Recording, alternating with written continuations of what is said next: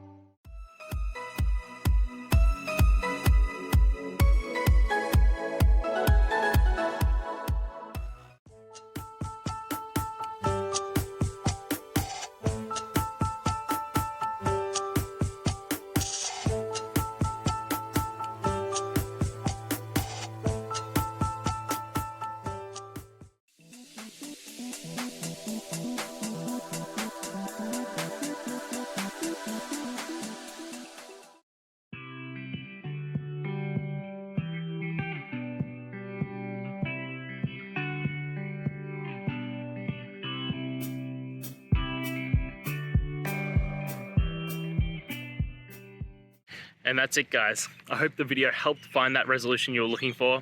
And, if it did, please, I'd appreciate it if you could hit subscribe. Until next time guys, that you need more technical help, I hope you have a good one. Cheers.